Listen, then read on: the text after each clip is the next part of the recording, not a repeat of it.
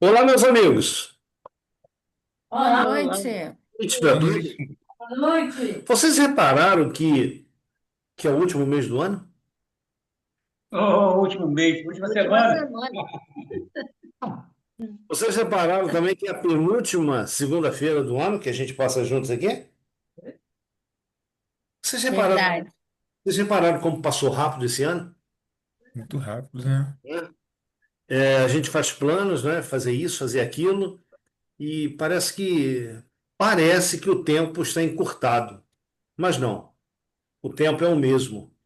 É que a gente tem a vida tão sobrecarregada com tudo que o tempo voa. Mas louvado seja Deus, que embora o tempo voe, nós tiramos esse tempo para estar juntos nessa noite. Então sejam Amém. todos bem-vindos, que Deus os abençoe. Hoje o nosso tema aqui, eu acho ele assim maravilhoso, falar sobre oração, falar com Deus. Né? É, a Sandra diz que eu sou muito falador. Eu gosto de conversar com os outros. Eu tenho a facilidade de fazer amizade, né? É, e o nosso relacionamento com Deus não é nada diferente de uma amizade também. Entre Deus e criatura, entre pai e filho, entre dois amigos. Então, esse deveria ser o nosso relacionamento com Deus. Né? E dentro desse relacionamento, todo dia, a gente deve ter coisas novas para contar para Deus. Então, a gente vai falar um pouquinho sobre isso nessa noite. E eu vou pedir a Cristina, ela já é nossa convidada para orar hoje. Cristina, por gentileza. Oremos. Bondoso Deus, amado Pai, louvado, engrandecido, exaltado seja teu nome, Senhor. Muito obrigado, Senhor, por mais essa oportunidade. Pedimos, Senhor, a presença do seu Santo Espírito em nossas vidas, sobre esse estudo, sobre o Tevan que vai ministrar. Precisamos, meu Pai, a cada dia passar tempo contigo. Nos ensina, meu Pai, a ter essa comunhão, nos ajuda a passar tempo contigo, nos ajuda a ter mais contato, meu Pai, com a tua palavra. Amém, Senhor. Nós oramos, meu Pai, que o Senhor abençoe cada pessoa aqui, cada família, que o Senhor, de uma forma especial, é, sonda os nossos corações e que o Senhor venha nos guiar, meu Pai, para o caminho eterno. Em nome do Senhor Jesus. Amém. Amém. Amém. Amém. Amém. É isso. Bom, deixa eu dar um oi aqui para quem chegou depois. Heleneir, boa noite, minha querida. Boa noite. Boa noite. Boa noite. Que Deus abençoe você. Amém, nós todos. Amém, amém. Deixa eu só levantar aqui a tela, ok. Bom, meus queridos, falar com Deus. Quem aí gosta de conversar? Quem aí é tagarela?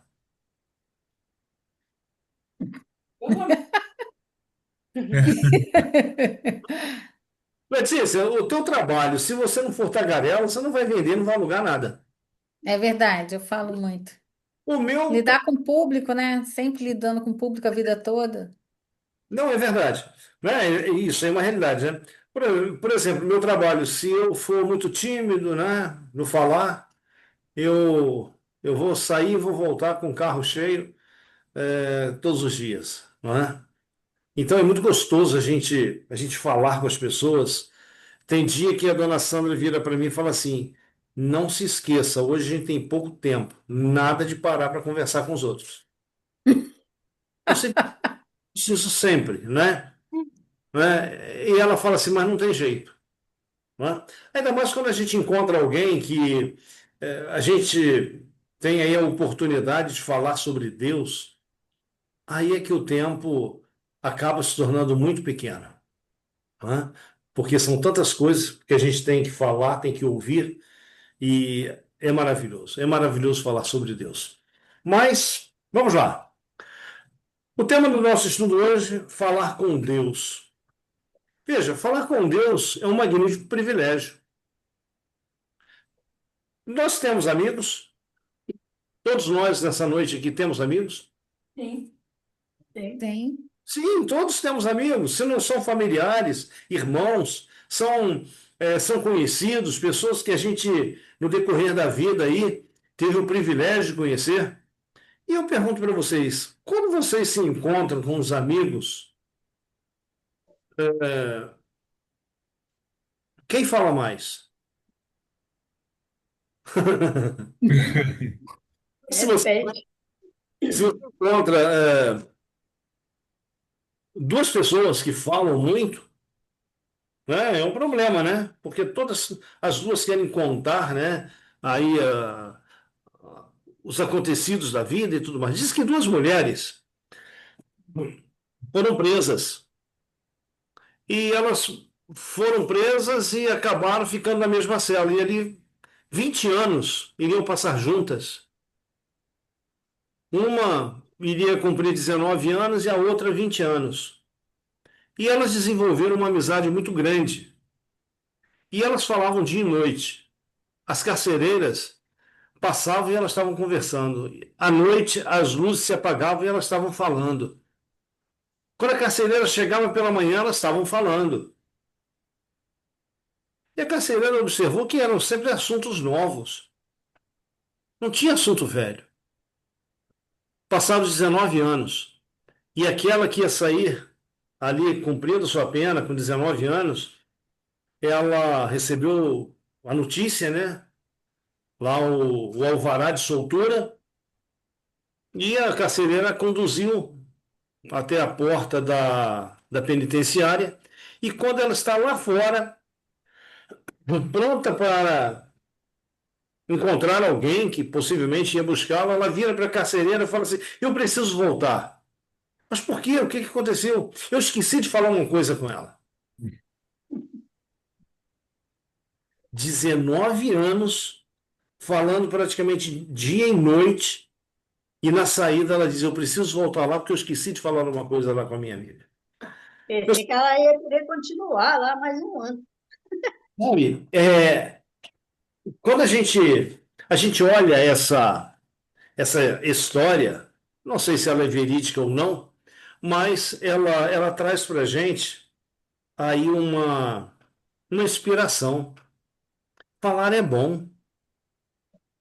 Você, quando se encontra com alguém que não fala, alguém que é muito quieto, você acaba também ficando o quê? Quieto. Né? Parece que é contagiante. Não é? Você pode até tentar falar, mas se a pessoa ela não tem assunto, chega um momento que você também vai diminuindo o seu assunto até praticamente você se calar também. Sendo que cada um tem um jeito, né? Cada um tem um jeito, não é? E ruim é no telefone. Eu ali com uma pessoa que não fala, que não fala. Fala alguma coisa e aí fica um esperando o outro. É verdade, tem isso também, né? Eu e Dona Sandra, desde que nos conhecemos, a gente sempre falou muito, sempre conversou muito, até Eu hoje, disse, deixa eu falar mais. não é? Até hoje. E isso é bom. Quando você fala, quando você troca, isso é um relacionamento. Quando você troca relacionamento, não trocar de relacionamento. Quando você troca aí relacionamento, você ouve, você fala, isso aí nos torna conhecidos e ao mesmo tempo nós conhecemos. Será que com Deus é diferente? Será que Deus se cansa de nos ouvir? Será que nós nos cansamos de falar com Deus? São duas situações, não é? Então veja, nessa tela aqui diz que falar com Deus é um magnífico privilégio. Pense nisso. Falar com Deus é um magnífico privilégio. Você já reparou, se você vai ao prefeito da sua cidade, você tem que seguir alguns protocolos para ir à presença dele. Se você vai ao governador, é a mesma coisa. Se você vai ao presidente da República, é a mesma coisa. Protocolos têm que ser cumpridos para você falar com essas personalidades. Se você for na Inglaterra e querer falar com o Rei Charles, pior ainda os protocolos. Ok? Mas e para falar com o Rei do Universo, aquele que está acima de todos os monarcas, de todos os dirigentes desse mundo. Você pode ir qualquer hora, você não precisa marcar hora, você não precisa de etiquetas. Você pode tratá-lo como um pai, como um amigo, porque é isso que a Bíblia ela nos ensina. E a gente pode ver que a Bíblia ela também ela vem nos dando uma aula sobre oração. Eu pergunto para vocês aí, você sabe o que é oração? Perguntar para Mariana. Mariana, o que que é oração para você? Conversar com Deus, falar com Conversar com Ele. Deus. Aham. Uhum. Vamos lá. Heleneir, o que que é oração? Aí no teu entendimento.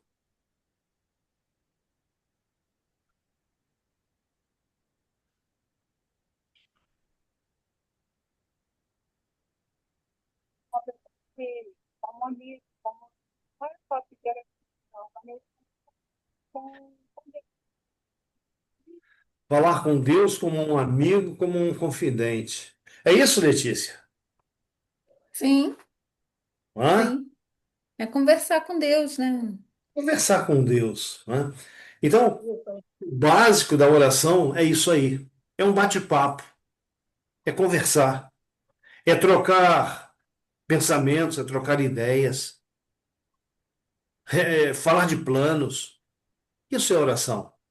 Quando a gente toma essa palavra oração, parece assim algo muito formal, ou então algo que, sei lá como dizer, muito espiritual. Deus está lá no trono e sou um miserável pecador que estou aqui na terra. Sabe? Tudo isso é verdade. Mas quando você olha dentro da Bíblia personagens que tinham o hábito de orar a Deus, você vai ver que eles tinham conversa com Deus como dois amigos conversavam. Não como uma pessoa distante da outra, mas como duas pessoas próximas. Um dos camaradas da Bíblia, um dos personagens assim, que eu mais admiro na Bíblia, ele conversou poucas vezes com Deus, mas ele sabia eh, quando Deus se fazia presente. Esse homem foi Abraão. Um dia Abraão estava na casa dele e Deus falou para ele assim: Abraão, está lá no capítulo 12 de Gênesis. Abraão, sai da tua casa e vai para a terra que eu te mostrarei. O apóstolo Paulo, quando escreve o livro de Hebreus, no capítulo 11, ele diz que Abraão ouviu a voz de Deus, ele sair da casa dele e ir para uma terra que ele não conhecia, e ele simplesmente partiu sem saber para onde ia. Olha só que confiança Abraão tinha em Deus, que amizade ele já tinha com Deus. Ele sai sem questionar. Ele sabia que quem estava mandando ele sair iria com ele. Passa-se um tempo e Abraão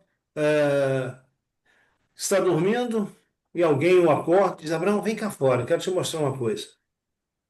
Sim, senhor. Abraão se levanta, vai vamos dizer, até o quintal da casa dele, fora da tenda, e Deus fala para ele assim: Abraão, olha para os céus. E Abraão olhou, sim, senhor. Bonita noite estrelada. Abraão, quantas estrelas dos céus? Abraão, pá. Senhor, não dá para contar. Assim vai ser a tua descendência. E Sara era estéril. E a Bíblia vem dizendo que já havia passado o tempo das mulheres ter filhos. Mas Abraão creu, creu. Se meu amigo está falando, eu creio. Mas o tempo passou. Abraão, quando foi chamado para sair da terra dele, tinha 75 anos. E agora Abraão estava com 90 anos. Vamos dizer, 15 anos tinha se passado e Deus não havia dado uma resposta para ele da promessa que o próprio Deus fez. E Abraão ele comete um erro. Aquele erro de tentar dar uma ajudinha a Deus. vai lá, tem um relacionamento com a serva, nasce um filho, Ismael, e Deus chega para ele e diz assim: Abraão, não é esse filho que eu te falei que vai ser o herdeiro, de quem eu vou fazer uma grande nação. Não, é um filho teu e de Sara. E agora se passam aí mais 10 anos aproximadamente. Abraão está com seus 99 anos, Sara com seus 89, e a Bíblia vem dizendo que Deus aparece a Abraão, três personagens aparecem a Abraão e anunciam para Abraão e Sara que ela iria dar à luz a um filho. Imagina uma mulher com 90 anos dando à luz. Na nossa mente, é algo assim estranho, inconcebível. Mas Abraão, ele creu. A Bíblia diz que ambos riram, tanto Abraão quanto Sara. Mas Abraão, ele riu imaginando: poxa, como será a minha esposa grávida? Sara, ela riu um pouco de descrença. Eu, 90 anos, dar à luz a um filho? E a Bíblia vem falando para nós que Sara engravidou e aos 90 anos ela deu à luz a Isaac. O que quer dizer? Riso. Queridos, você vê a intimidade de Abraão com Deus e de Deus com Abraão? Que quando, um ano antes de Isaac nascer, o Senhor chega para Abraão e diz assim: olha, eu vou destruir Sodoma e Gomorra. O que você acha? Mas, Senhor, o Senhor vai destruir Sodoma e Gomorra? E se lá tiver 50 justos, Senhor? Olha, faça uma coisa, Abraão. Se lá tiver 50 justos, eu não vou destruir Sodoma e Gomorra. Tá bom, Senhor, obrigado.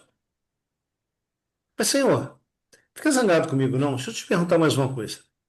E se tiver 45? E foi descendo, descendo, descendo. E por último, Abraão pergunta a Deus assim: Senhor, eu sei que o Senhor sabe o que faz, mas se lá tiver 10 justos? E Deus diz: olha, se lá tiver 10 justos, eu não destruirei Sodoma e Gomorra. Ok? Imagina, dois amigos conversando sobre o destino de uma cidade, ou de ali um vale de cidades.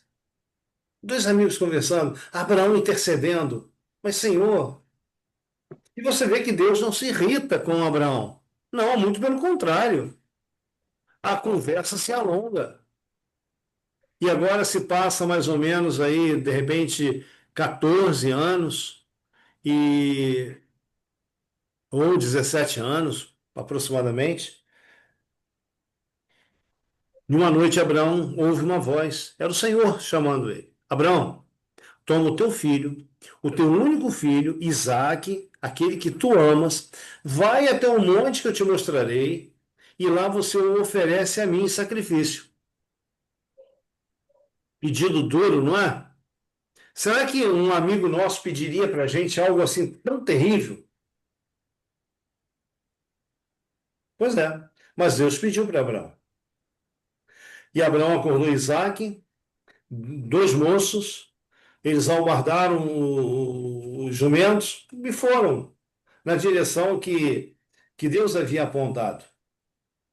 E no terceiro dia, Abraão, a Bíblia diz lá em Gênesis 22 que Abraão viu um lugar de longe e ele fala para os moços assim: ó, vocês fiquem aqui, que eu e o rapaz vamos lá adorar. E depois de termos adorado, voltaremos para vós. Você vê, Abraão tinha tamanha intimidade com Deus que a Bíblia não diz que Abraão questionou Deus quando Deus pediu seu filho. Ele obedeceu. Na mente de Abraão estava assim: peraí, Deus falou que de Isaac vai fazer uma grande nação. Mas se uma Isaac não vai ter uma grande nação. Então Deus vai fazer alguma coisa. Então eu confio no meu amigo. Então você olha para a vida de Abraão, não é somente uma vida de fé, de confiança, mas é uma vida de amizade com Deus. Você olha a vida de Davi, Davi foi chamado por Deus um homem segundo o coração de Deus. Abraão foi chamado um amigo de Deus. Ok? Então, esses homens, eles eram pessoas, homens, mulheres, pessoas de oração. Eu li em um livro certa vez essa frase que ela me chamou muito a atenção. Diz que oração é o abrir do coração a Deus como a um amigo. Nós confiamos em todos os nossos amigos? Não. Tem amigos que você fala uma coisa para ele aqui, daqui a pouco, o outro já sabe, mas Deus não. Deus, quando você vai a Ele, Ele guarda em segredo a conversa que tem contigo e você tem com Ele. Ok? É como se somente você existisse nesse mundo. Mas também entenda que oração não é um monólogo, onde somente um fala. Oração é um diálogo entre dois amigos, você e Deus. Quando você fala, quando você ora, o que que Deus faz? Ouve. Ele ouve em silêncio. Mas quando você lê a Bíblia, Deus fala. Então, hoje, possivelmente, eu não ouça a voz de Deus como Abraão ouviu lá no passado. Mas eu tenho certeza de uma coisa: quando eu tomo a Bíblia para lê-la, a Bíblia é para mim, Mariana, é para você a carta de Deus, é uma carta de amor. Então, quando você dobra os seus joelhos no chão, Cristina orou agora há pouco. Enquanto ela estava orando, Deus estava em silêncio ouvindo. Mas quando nós abrimos a palavra de Deus, nada deve interromper esse momento. Por quê? Porque esse momento é o tempo de Deus falar ao teu coração. É o tempo de Deus responder tudo aquilo que você falou na oração, que você pediu na oração, e assim sucessivamente. Os discípulos, uma vez, se você tomar a sua Bíblia, lá em Lucas capítulo 11, versículo 1, vamos lá. Lucas capítulo 11, versículo 1.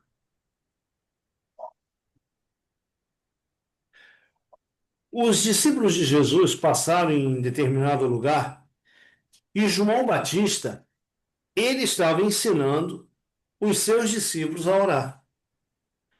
E os discípulos de Jesus ficaram intrigados. Por que João Batista ensina os seus discípulos a orar e Jesus ainda não nos ensinou a orar? Então, no capítulo 11, versículo 1, o que nós lemos aí? Quem gostaria de ler?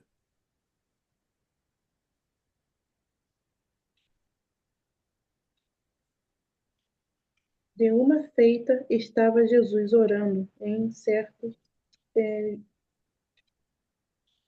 Júlio. Pediu, Senhor, ensina-nos a orar, como também João ensinou aos seus discípulos. Então, olha só, o pedido deles: Senhor, ensina-nos a orar como também João ensinou os seus discípulos. Você sabe orar? Orar é algo complicado? Será que Eu acho você acha difícil. difícil? Eu acho difícil. Mas, Letícia, você fala tanto, e como é que é difícil orar? Mas digamos que é outro patamar, né? Olha só, de repente orar em público seja um desafio, mas lá no nosso cantinho, você vê que orar é bem mais fácil do que orar em público. Orar em público, a gente tem um cuidado nas palavras que vamos falar, né? A colocação verbal e tudo mais, porque outras pessoas estão ouvindo. Mas quando você vai falar com Deus lá no teu quarto, lá na tua angústia, você fala com Deus do teu jeito. E Deus sabe o que você está sentindo, Deus sabe o que está se passando na tua vida e Ele entende você. Mas a oração dos discípulos de Jesus foi: Senhor, ensina-nos a orar. Bom, em Mateus capítulo 6, se você abrir a sua Bíblia lá, volta um pouquinho, você vai ver que em Mateus capítulo 6, Jesus ele dá alguns conselhos, e são conselhos práticos, que a gente pode seguir e ter a certeza de que estamos sendo atendidos e ouvidos por Deus. Ok? Mateus capítulo 6, Vai ser qual versículo? vamos ver. Pode ser o versículo 6, 6:6. 6, 6. Tu, porém, quando orares, entra no teu quarto e, fechada a porta, orarás a teu pai, que está em secreto, e teu pai, que vê em secreto, te recompensará. Vamos lá. Quem pode destrinchar esse texto aí para nós? O que você, Letícia, entendeu desse texto? Para orar sozinha com ele, né? Você e ele, no seu quarto ou num canto da casa que você se sinta à vontade e que ninguém vai te interromper. Aham. Olha só, se a gente tomar esse texto aqui como ele está, a gente consegue tirar algumas lições dele. Toda noite a gente dorme em um cômodo diferente da casa? Não. Eu nunca passei a noite dormindo no banheiro. Na sala eu já Só em noites extraordinárias. eu acho que nem assim, Letícia. Mas noite extraordinária eu já vim dormir na sala. Ó, então veja bem.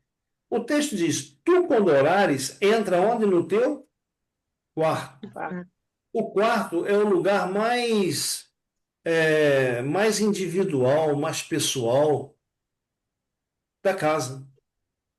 Eu quando entro na casa de um conhecido, nem eu vou dizer para vocês que nem do meu filho, da nossa carne, né? Eu não gosto de entrar no quarto do casal.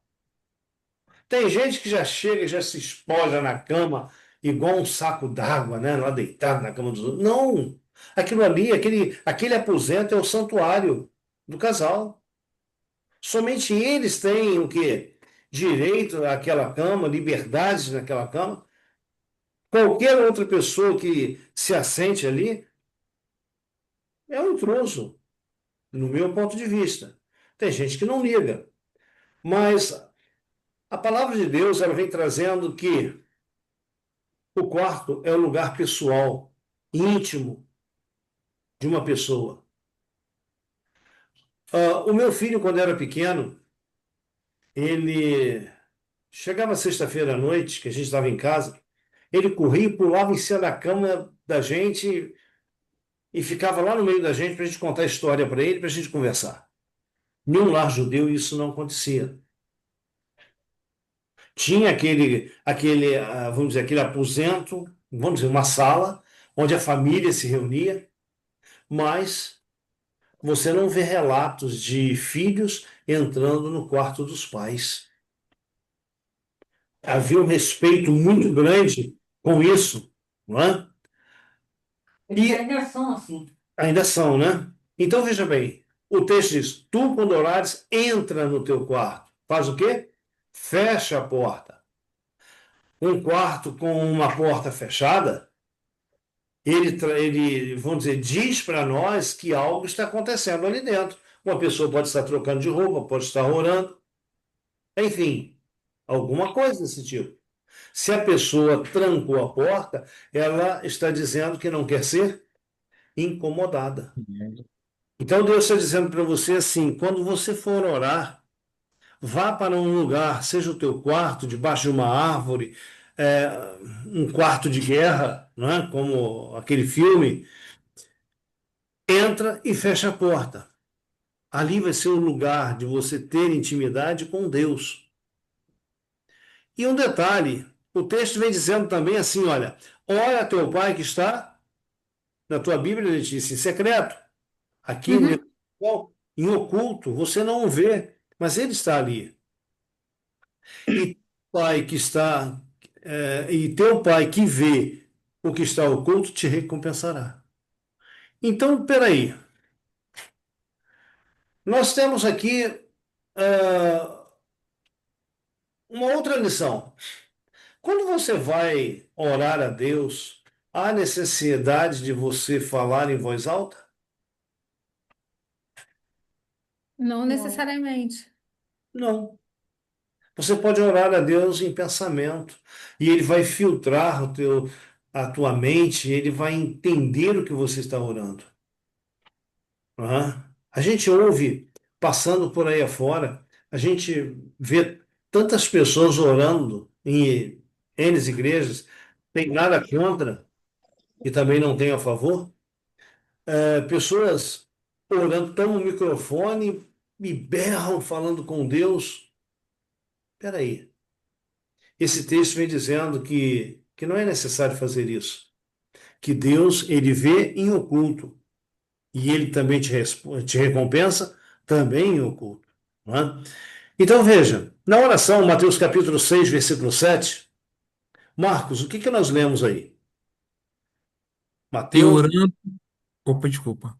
sim, Eu sim. orando. Ah, tá, posso ler? Desculpa. Eu orando, não usei de vãs repetições, como os gentis que pensam que por muito falarem serão ouvidos. Vocês já tiveram contato com uma pessoa com Alzheimer? Eu Já. já te digo. Já, né, Maria? Já. Uma pessoa com Uhum. Alzheimer, ela fala para você uma coisa agora, daqui a 2 minutos está falando a mesma coisa. A minha mãe, infelizmente, a mente dela está muito vacilante. E às vezes eu vou, me assento com ela lá na sala, ela olha assim e fala assim: já vai escurecer. 3 horas da tarde. Já vai escurecer. Mãe, daqui a pouco, quando o sol se pôr, vai escurecer. Passou menos de 5 minutos, ela de novo.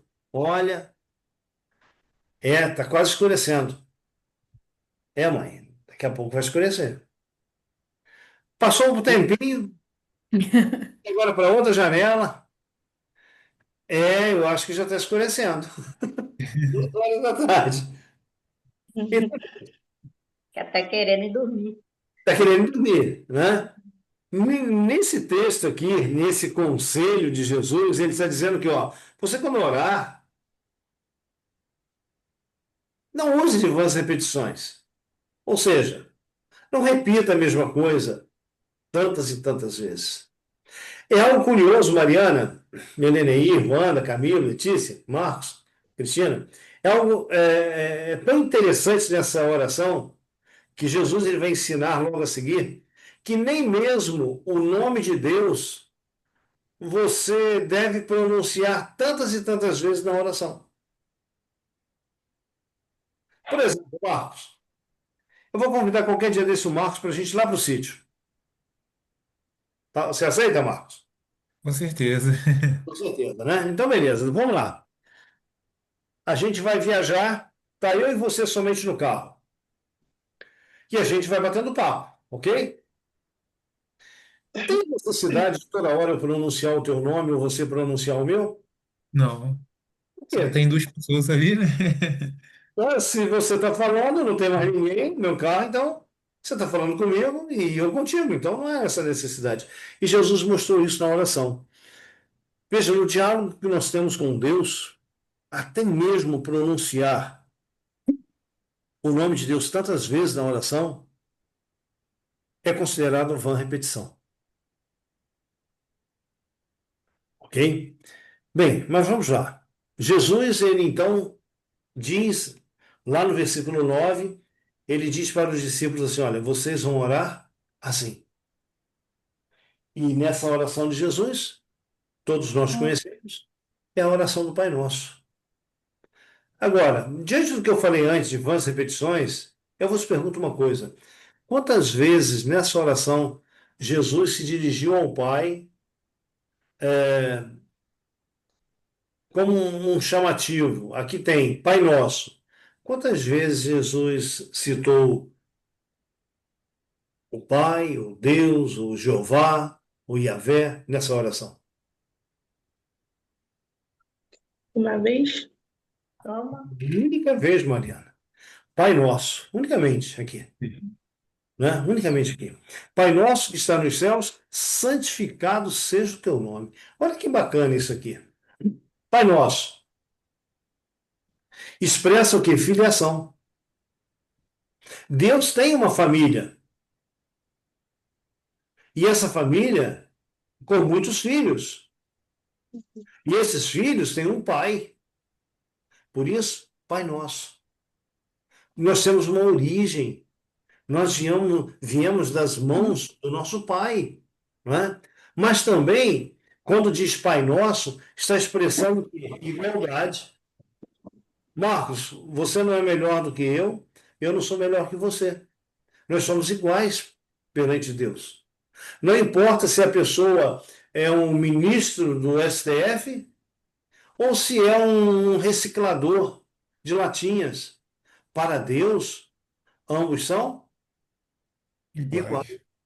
Todos vieram do mesmo pó e todos voltarão para o mesmo pó. Então, a gente olha no mundo, há tantas pessoas soberbas, não é, se achando as tais, mas quando você ora o Pai Nosso vem dizendo que todos nós somos iguais perante Deus, perante o nosso Pai. Ok? Bom, santificado seja o teu nome. Quando, quando a gente fala o nome de uma pessoa, a gente está falando do caráter da pessoa. A gente está identificando a pessoa. Então, o nome, ele representa o caráter.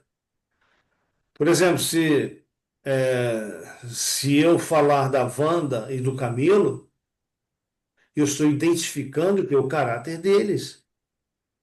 E quando a gente olha a oração do Pai Nosso, santificado seja o teu nome, tem muito a ver com o terceiro mandamento, que lá diz o quê? Que o Senhor teu Deus não terá por inocente aquele que tomar o seu santo nome em vão.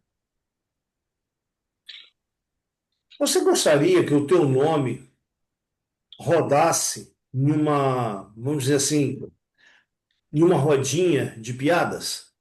Ou que fizessem piadas com o teu nome? Não, Não. não é? Então, veja bem, o nome de Deus, até mesmo em nós pronunciarmos o nome de Deus, a gente tem que fazer isso com reverência, a gente tem que fazer isso com temor, não temor de medo, mas o temor de respeito, ok? Então, Pai nosso que está nos céus, o céu é o lugar do seu trono, é o lugar da sua morada, ok? Venha o teu reino, seja feita a tua vontade, assim na terra como no céu.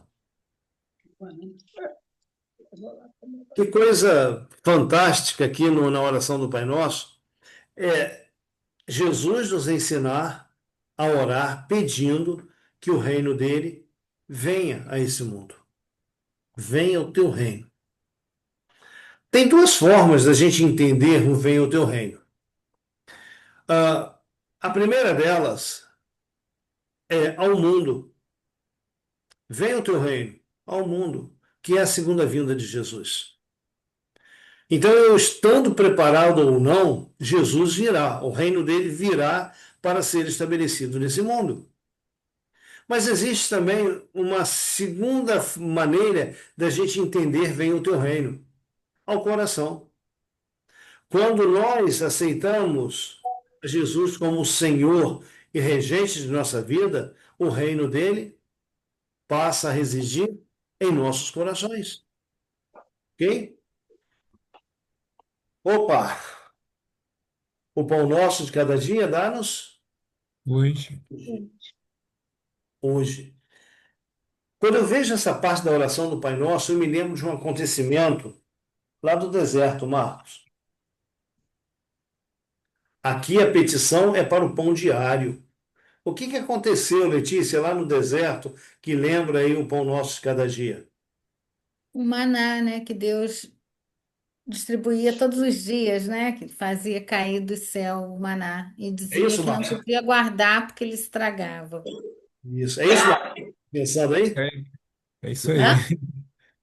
Não é? Então, veja, a oração que Jesus ensina lá no Novo Testamento, o pão nosso cada dia dá-nos hoje, lá atrás, ele deu isso de uma forma real, não é? O povo presenciou isso, era o maná caindo dos céus todas as manhãs, não é? Mas o pão nosso, ele pode ser o pão físico? Sim. Pode Sim. ser. É a saúde que Deus nos dá, braços fortes, pernas fortes para trabalhar, para angariarmos aí o nosso alimento físico, mas também, principalmente, nem só de pão físico viverá o homem, mas de toda palavra que procede da boca de Deus. Então, esse texto está lá em Mateus capítulo 4, verso 4, quando Jesus falou para Satanás. Então nós precisamos, para viver nesse mundo do pão físico, sim, e do pão espiritual, do alimento espiritual, Também. principalmente esse, né? Porque o texto de Jesus diz: nem só de pão viverá o homem, mas de toda a palavra que procede da boca de Deus. Então, nós falamos aqui da experiência do maná, que está lá em Êxodo 16. A gente não pede a Deus, Senhor, abençoe o pão aqui no domingo. Domingo que vem, Senhor, eu vou orar ao Senhor de novo, só abençoar o pão de domingo que vem. É assim? Não, Não é assim. É o pão nosso de cada dia. O maná também caía todos os todos os dias. dias. E que horas que o maná caía? Era de manhã, né? A hora eu não sei. Bem de manhã. Sabe, Letícia, antes do sol surgir, o maná caía. Por quê? A Bíblia diz pra gente que quando o sol aparecia, né, o maná se derretia. Ele sumia da terra. Então também temos uma lição aqui na experiência do maná. Na experiência do maná vem a lição que nós devemos aprender é nos alimentar de Deus, nos alimentar da palavra de Deus antes de qualquer atividade do dia, certo? Antes da gente sair para o trabalho, antes da gente, enfim, sair para as nossas atividades, nós deveríamos passar um tempo com Deus, alimentando a nossa vida espiritual. Outra coisa, e gente, isso aqui é Ô, complicado. Tevan, e aí é só assim, né, complementando ali, né, Jesus, ele disse que ele era esse pão, né? Que ele Ah, é o Marcos, é verdadeiro pão, né? verdade. Muito bem, Marcos. Então, se nós temos que nos alimentar pela manhã antes de sair para as nossas atividades, aí está o alimento. Eu sou o pão da Da vida. vida.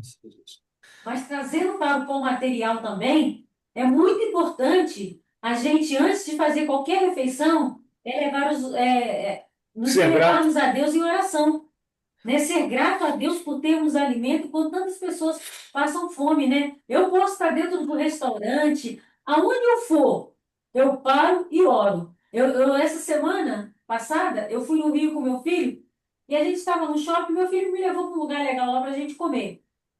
Aí nós estávamos lá, tinha várias pessoas sentadas, né? Tava cheio. Aí ele orou, ele fechou os olhos e orou, eu também fechei os olhos e fui orar agradecendo a Deus pelo alimento, né? Eu vi que pessoas do lado pararam assim, e ficaram olhando para a gente, sabe? Mas eu nunca deixo de agradecer a Deus, independente do lugar que eu estou. Isso é importante, não é? Esses dias fui almoçar com o Ian e, e a gente faz o mesmo. A gente sempre almoça juntos, na mesma mesa, nós inclinamos nossas cabeças e oramos a Deus, agradecendo a Deus. E depois que eu fiz isso, eu estava ali comendo e eu comecei a observar. Eu sentei vamos dizer, num lado do restaurante que eu via todas as mesas. E aquelas que estavam voltadas para a gente, as pessoas, e eu observei que as pessoas colocavam o prato ali com o alimento e começavam a comer. Mas eu observei também que algumas pessoas, elas curvavam suas frontes e agradeciam a Deus. Não é? Então, gente, é uma coisa que a gente deve ensinar nossos filhos. Isso aí é é uma experiência de gratidão. Seja o café da manhã, seja o almoço, seja a janta, né? Enfim, o alimento que você recebe, dê graças a Deus. Porque o apóstolo Paulo diz o quê? Em tudo, É graça. Ai, graça. né? Agora, vamos lá, isso aqui. Gente, isso aqui é meio complicado, não é não? O que vocês acham? Tá aí na oração do Pai Nosso. Mariana, É. é complicado isso aí, Mariana? Oi, É complicado isso aí? eu acho que é um pouquinho. Eu conheci uma moça da Bahia, Lana. Ela disse para mim assim, Lutervan, quando eu chego nessa parte da oração, eu pulo. Eu, por que, Lana? Ah, eu tenho uma birra aqui, um pé atrás com algumas pessoas. E olha, não dá para orar isso aqui e encarar Deus, não. Eu parei para pensar naquilo que aquela moça me disse, tanto que, poxa, sei lá, 40 anos atrás, que ela falou isso, e eu gravei isso até hoje. Olha só que responsabilidade, que desafio. Verdade. Perdoa as nossas dívidas, assim como nós perdoamos aos nossos devedores. Já pensaram como que isso aqui implica na nossa vida de perdão? Ô, Lutervan, Para é fazer, interessante que fazer quando, igual. opa, desculpa, quando você olha para aquela parte ali que diz que venha o teu reino, e aí você passa para essa, você vê que é como se estivesse pedindo para que as características do reino se manifestem no coração. E uma delas ali é o perdão, né? Então você consegue fazer isso. Se a gente deseja o reino de Deus, a gente tem que entender que o perdão, né, faz parte, né, também desse reino, né? Perdoar, né? É verdade, mas olha, eu ainda vou nisso aqui, ó. Pai Nosso expressa filiação, certo? Aham. Então a gente tem uma origem e nós somos perante Deus iguais. Por que que aqui embaixo nós queremos ser superiores a um ao outro? Não tem como, né? Não tem como. Por quê?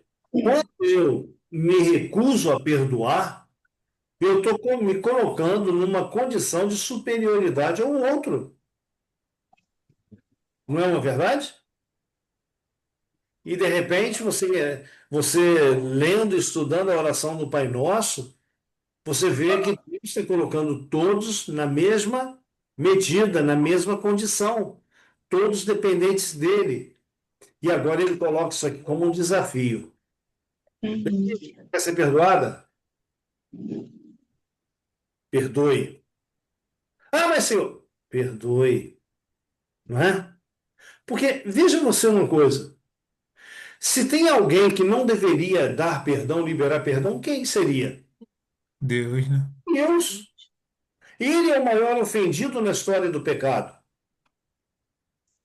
Quem somos nós? Nós somos pecadores que carecemos de perdão. Então, se nós carecemos de perdão, nós também devemos perdoar. Então, isso aqui é interessante por uma razão. Olha só, é um desafio. Quando você ora, você está dizendo a Deus, Senhor, perdoa-me na mesma proporção em que libero perdão. Uau! Que desafio para nós. Uma vez aconteceu algo que eu tive que pedir pessoas que orassem por mim para que eu pudesse perdoar. De tão, de tão mal que eu estava naquela situação, né? Eu pedi, gente, orem por mim, eu preciso perdoar e eu não consigo. Né? E a igreja que eu estava naquela época, eu tenho certeza que a igreja orou, porque depois daquilo ali, eu não tinha mais aquele sentimento de mágoa contra aquela pessoa. Mas eu pergunto a você assim, e quando há um adultério? Quando o esposo, um cônjuge, trai o outro? E aí, como é que fica essa questão do perdão? É muito É meio pessoal. complicado. Não é? Gente, a gente tem que perdoar? Tem que perdoar. Tem, é a 70 ordem de vezes Deus. 7. Oi? 70 vezes 7. Ô, Letícia, mas imagina você ser traída 70 vezes, 490 vezes.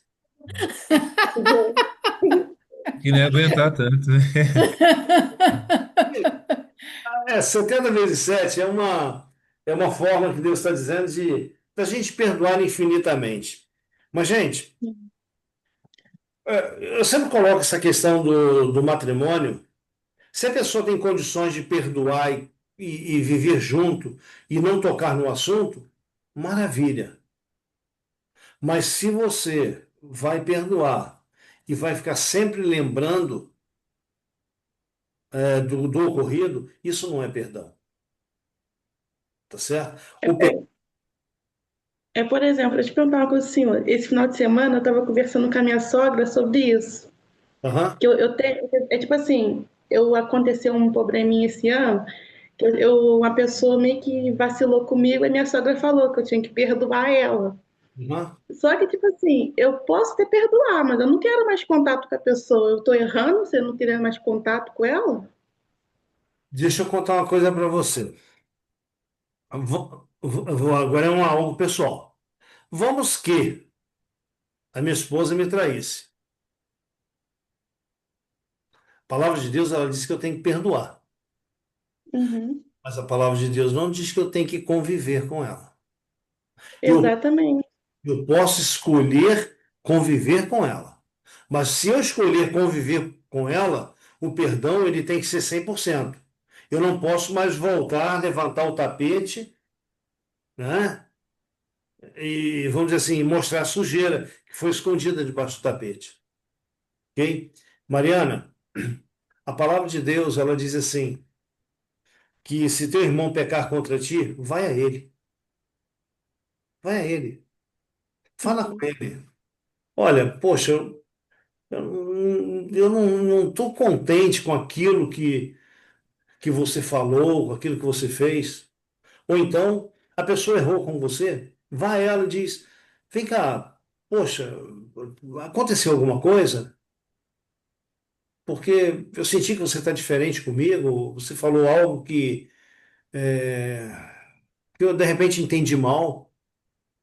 Né? De qualquer forma, em uhum, qualquer situação, a orientação bíblica diz: vá a ela, vá à pessoa, Esclarece, né? esclarece. Por quê? Às vezes, em um momento que aquela pessoa não estava bem, vivendo, de repente, veja, são hipóteses, vivendo um problema, ela te respondeu asperamente e não era nada pessoal. Ela estava vivendo um drama na vida dela. Isso, aí a gente se sente ofendido, vai um para um lado, o outro por outro, e uma coisa que poderia ser rapidamente resolvida, às vezes foi um mal entendido. Existe aquele erro que foi premeditado, que nos ofende. Mesmo assim, foi isso que aconteceu. mesmo Eu assim, entendi, de fato. é. Então, Mariana, de qualquer forma, vá à pessoa. Nesse caso, Uhum, você pode chegar para a pessoa e dizer assim: olha, eu não gostei do que você fez, mas eu te perdoo. Eu te entendo. E eu te perdoo porque eu quero estar bem. Por que que eu digo que quando a gente libera perdão é a gente que fica bem? Porque quando a gente alimenta uma mágoa, seria como se a gente tomasse todo dia uma pequena dose de veneno, querendo que o outro morresse. O outro não uhum, está nem aí se você está magoado ou não. Mas você está magoado. Você ali dentro, você tá morrendo. Cada vez que você olha, cada vez que você pensa, cada vez que alguma coisa te lembra aquilo, acende dentro de você aquele mal-estar, ou de repente até mesmo a raiva, o ódio. É você que está morrendo, é a adrenalina que tá matando aí as células boas. Isso não é legal. Mas quando você libera perdão, se a pessoa vai aceitar ou não, se a pessoa vai se reconciliar contigo ou não, isso é problema dela, mas você que tem que estar em paz. E existem situações que você deve fazer saber à pessoa que ela errou, para que ela reflita o mal que ela te fez e o mal que pode ser evitado na vida de outra pessoa, uhum. certo? Mas sentiu-se ofendida? Vá à pessoa. Ora antes a Deus, porque veja, quando a gente perdoa e a gente é perdoado, a Bíblia ela traz para a gente que deve haver um grau de humildade muito grande. Um grau de humildade para quem perdoa. E um grau de humildade para quem é perdoado. Nesse momento, ninguém deve se exaltar. Ah, mas. Não, não. Eu vim te perdoar. E existem momentos também quando a gente erra, que a gente reconhece que errou, a gente também deve ir à pessoa que a gente ofendeu e a gente deve dizer para ela: olha, eu errei contigo. Isso também é humildade. Reconhecer que errou, ok? Olha, eu errei contigo, por favor, me perdoa. Me ajuda a ser uma pessoa melhor, me perdoa. Pronto.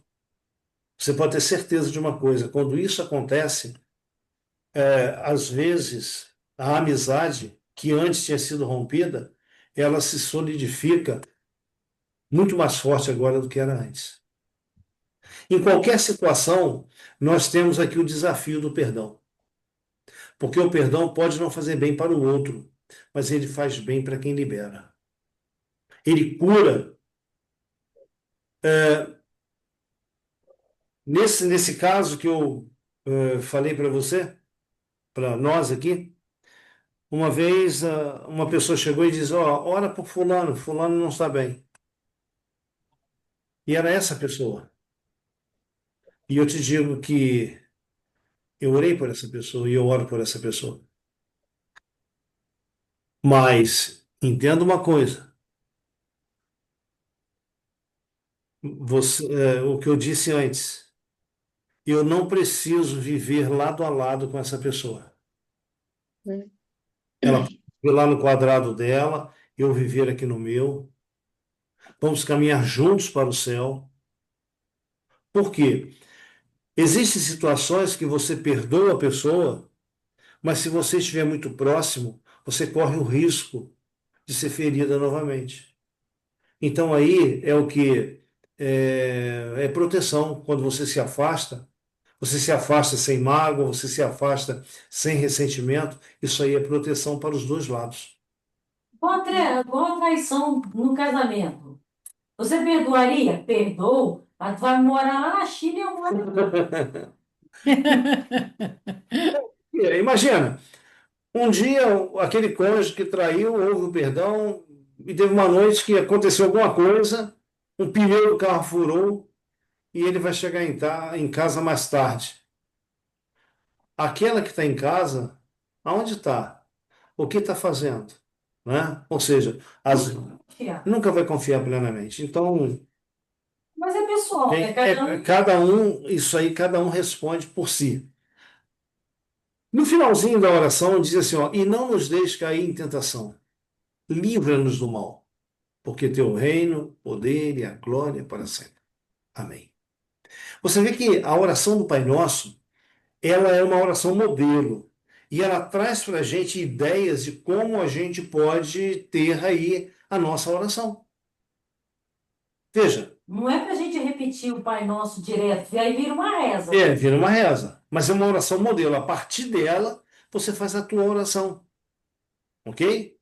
Então você já viu ali, olha, Senhor, eu preciso de alimento. Senhor, o Senhor tem um reino, eu quero fazer parte dele. Eu sou teu filho, tu é meu pai. Ah, Senhor, olha, eu tenho necessidade de manter o meu corpo físico e o meu corpo espiritual todos os dias. Então, por favor, me alimenta. Me dá um maná físico e me dá um maná espiritual. Senhor, eu tenho um problema sério com perdão. Me ajude a perdoar. Senhor, da mesma forma como eu perdoo, me perdoa também.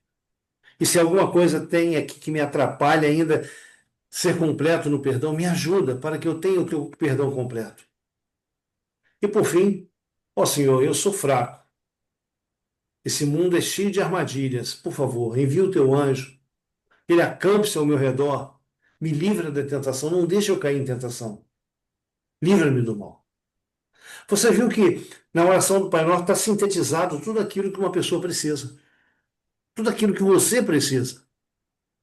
Não é? Bem, mas, sabe, a vitória de cada dia depende do encontro do encontro com quem temos cada manhã. Com quem você se encontra cada manhã quando se levanta? É com o celular? É com Deus? Eu, quando abro os olhos toda manhã, eu olho para o lado, lá está, Dona Sandra, dormindo. Eu saio quietinho e vou fazer o quê? Ter o meu encontro com Deus. Olha o que o salmista, no Salmo 5, verso 3 diz. De manhã, Senhor, ouves a minha voz. De manhã apresento a minha oração e fico esperando.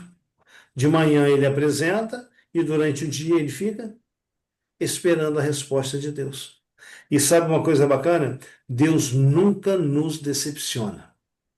Ele sempre tem uma resposta para nos dar, ok? Nem sempre as respostas de Deus a gente entende muito bem na hora. Mas quando você tem intimidade com Deus, você vai entender que aquela resposta de Deus é o melhor para a tua vida, ok? Bem, mas vamos lá. Qual é a melhor posição para orar?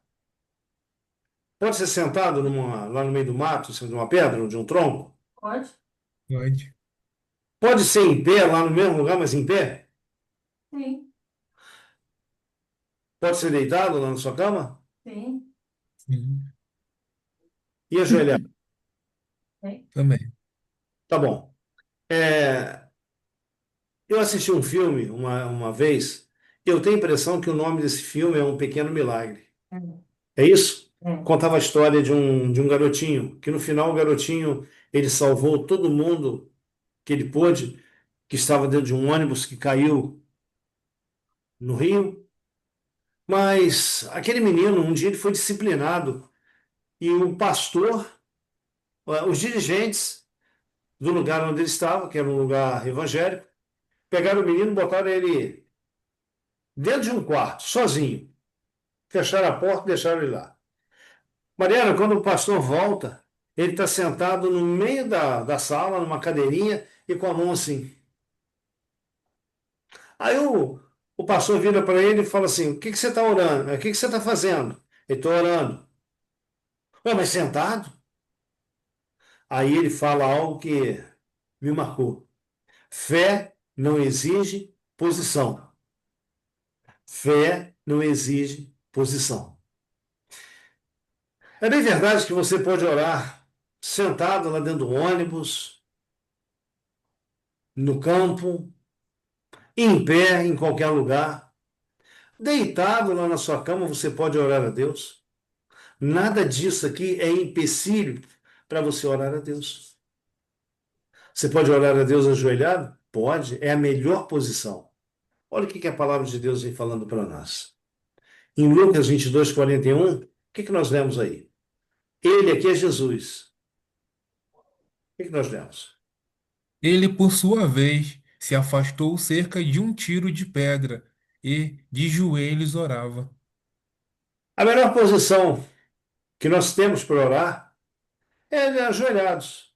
É em todo lugar que dá para fazer. Imagina dentro do ônibus, Letícia.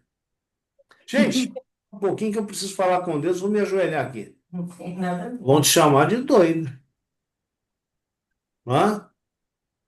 Você está lá dirigindo, está indo lá fechar um empreendimento, você está dirigindo, você pode conversar com Deus, Senhor. Poxa, Senhor, eu não sei como é que vai ser lá. Me ajuda a fechar esse negócio. Mariana, você está indo para o trabalho, tua filhinha foi para a escola, teu marido foi para o trabalho, você está lá segurando no ônibus lá, você pode orar a Deus o pensamento, Senhor, toma conta do meu marido, Senhor. Senhor, cuida da minha filhinha, ela está longe de mim, eu não sei o que pode acontecer com ela, envia o teu anjo, acampe-se ao redor dela, livre-a das tentações. Veja, em pé, dirigindo, o Marcos lá no hospital trabalhando. Então, gente, qualquer lugar, você pode alçar a sua voz a Deus e Deus vai te atender. Mas se você tem a oportunidade lá no teu quarto, fechando a porta, faça de joelhos. Quando você está de joelhos, você cresce. Porque ajoelhado significa uma posição de humildade, né? Então você é menor que Deus, muito menor que Deus. Então, uma sensação também de humildade, você de implorar a Deus. Isso é importante, porque Deus é soberano. É verdade, é verdade. Você reconhece a tua pequenez e, ao mesmo tempo, a grandeza de Deus. Veja, você acredita que Deus fala conosco no silêncio? Sim? Sim.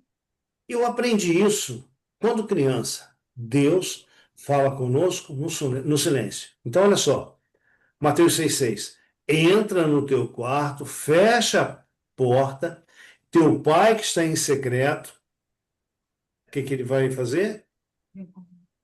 Ele vai ouvir aquilo que você está orando em secreto e vai te recompensar. A gente tem uma experiência na palavra de Deus lá em 1 Reis 18. 1 Reis 18, ali eu vou contar para vocês, depois vocês podem ver lá com calma. O profeta Elias, ele profetizou que durante 3 anos e meio não choveria na terra de Israel. E assim aconteceu.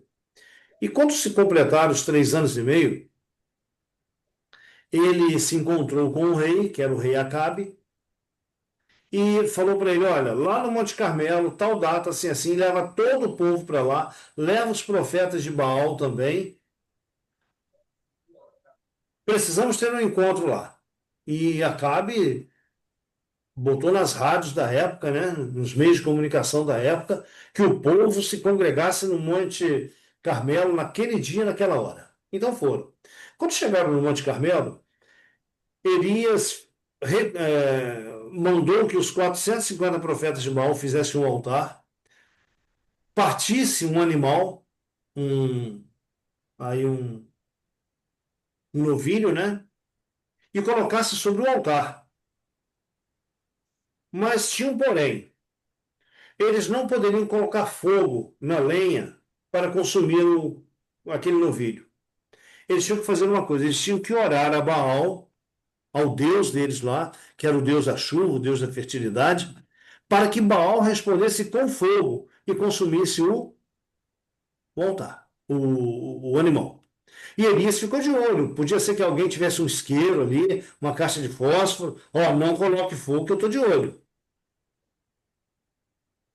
Sabe o que eles fizeram? Aqui vem dizendo assim, ó. Tomaram o novilho que lhes fora dado, prepararam e invocaram o nome de Baal, desde a manhã até o meio-dia. Olha só, dizendo: Ah, Baal, responde-nos. Porém, não havia voz que respondesse. E, manquejando, se movimentavam ao redor do altar que tinham feito. Ao meio-dia, Elias zombava deles, dizendo: Clamai em altas vozes, porque ele é Deus. Pode ser que esteja meditando, ou atendendo às necessidades de viagem, ou a dormir, e despertará. E eles clamavam em altas vozes. E se retalhavam com facas, com lancetas, segundo o seu costume, até derramarem sangue. Então, aqui nessa, vamos dizer assim, diante desse altar, aqui ao redor desse altar, foi uma gritaria tremenda para que Baal respondesse. Quando chega lá próximo do sacrifício da tarde, que dava mais ou menos aí às 3 horas da tarde, Elias disse: agora chega, tá? Vocês já gritaram bastante, Baal não respondeu. Agora chega, agora é minha vez. E Elias, ele reconstrói o altar do Senhor, coloca a lenha, coloca o novilho partido em cima, faz um rego em volta, manda trazer água que molhasse o animal, a lenha, as pedras, e aquele rego encheu de água. Interessante que Elias vai orar. E Elias, ele ora diferente daqueles profetas, e ele ora da seguinte forma: Ó Senhor, tu que ouves a minha oração, mostra hoje que eu sou teu servo. E Elias está orando. E no meio da oração de Elias, o fogo desceu, consumiu o animal, as pedras, o animal, a lenha, as pedras, a terra e lambeu a água que estava ali ao redor. Mas, numa oração totalmente reverente. Quando a mulher de Acabe soube que Elias havia matado os 450 profetas, fez um decreto de morte contra Elias. E o que Elias faz? Elias foge, entra numa caverna, cheio de depressão, e ali fica. E Deus vai ao encontro de Elias. Isso aqui, olha, para mim é assim fantástico esses versos.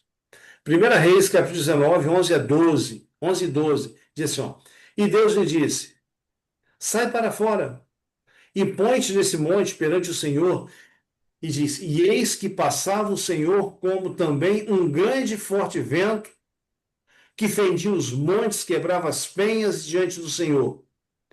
Porém, o Senhor não estava no vento. Depois do vento, um terremoto. Também o Senhor não estava no terremoto. Depois do terremoto, um fogo. Porém, o Senhor não estava no fogo. E depois do fogo, uma voz mansa e delicada. Era Deus falando com Elias. Por que eu trouxe essas duas situações? Porque aqui foi uma gritaria tremenda para Baal. E aqui Deus demonstra para nós que ele fala no silêncio. Silêncio. Entra no teu quarto, fecha a tua porta, ora, fala a teu Deus que está em secreto, e teu Deus que está em oculto te recompensará. Você já viu alguém orar assim? Começa a oração. Querido Jesus, venho te agradecer pelas bênçãos recebidas, por teu cuidado, pelo pão de cada dia, o maná que caiu, a chuva, a proteção. E no fim, a pessoa diz assim, em nome de Jesus oramos. Espera aí. Começa em nome de Jesus e termina em nome de Jesus. Seria essa a forma correta de orar? Não. Imagina que eu vou até o Marcos e digo assim, ô Marcos, eu vim aqui em teu nome. Pera, não faz sentido. Não faz sentido. Não é? Segundo a orientação bíblica, a quem devemos orar? Jesus também disse em João 14, verso 12: porque eu vou para meu Pai. E tudo quanto pedires, a quem? Deus. Meu nome. Pai. Meu pai e meu nome. Meu Pai. Em meu nome. Em nome de quem? De Jesus. Jesus. E eu farei, para que o Pai seja glorificado no Filho. Se pedires alguma coisa em meu nome, de quem? Jesus. Jesus. Eu farei. Não parece que é contraditório? Você pede a quem? A Deus. A Deus. Você pede em nome de Jesus. Quem é que concede a bênção, não é Deus? Quem te dá a bênção é Jesus. Por isso ele diz: eu farei. Um outro, uma outra coisa que nossas orações devem ter sempre é isso aqui, ó. É gratidão.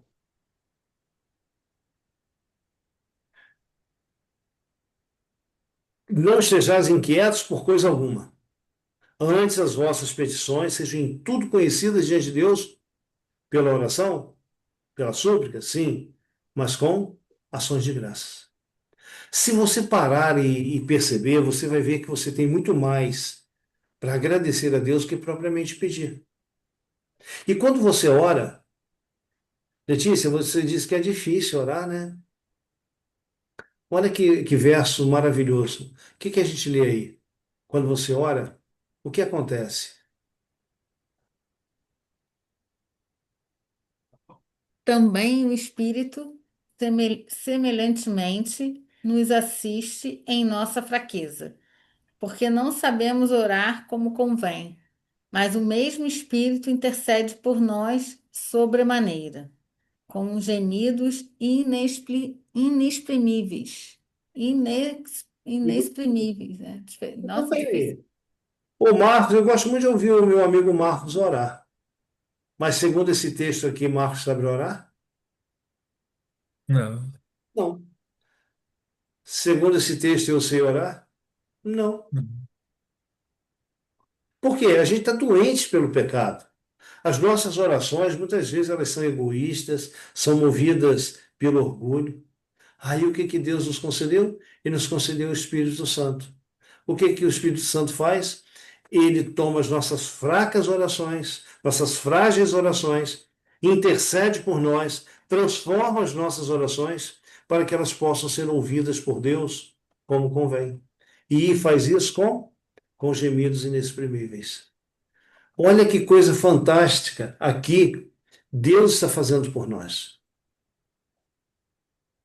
Até as nossas orações, elas são moduladas por Deus. Elas são transformadas por Deus. Que Deus maravilhoso é esse, né? Ah, outra coisa, não adianta você somente orar, tá? Tem uma única exigência. Qual é ela? É. É. Peça a Deus sem duvidar. Quando eu duvido, eu sou semelhante à onda do mar. Vai e vem, vai e vem. Não, não, peça sem duvidar. Entenda que Deus, ele pode responder você de três maneiras. Sim, quando ele concorda, não, quando ele não concorda, e espere um pouco. Quando aquela bênção para você, ela vai ter assim uma frutificação muito maior. Devemos orar sempre? Sem cessar. Paulo fala, orai sem cessar. É aquilo que eu falei, você está dentro do ônibus, está dirigindo, você está fazendo o alimento, está lavando roupa, não é? Você tem oportunidade de conversar com Deus. Poucas palavras, está lá lavando roupa, Senhor, lava meu Então, sem coração. pensamento. Não é? Está cozinhando, Mariana. Senhor, me ajuda a fazer aqui um prato saboroso que eu deixe minha família feliz, não é? Saudável. Orações curtinhas, mas essas orações curtinhas você está orando sem cessar, está passando o dia com Deus. Verdade? Vamos orar? Talvez. Vamos orar? Alguém quer fazer alguma pergunta sobre oração?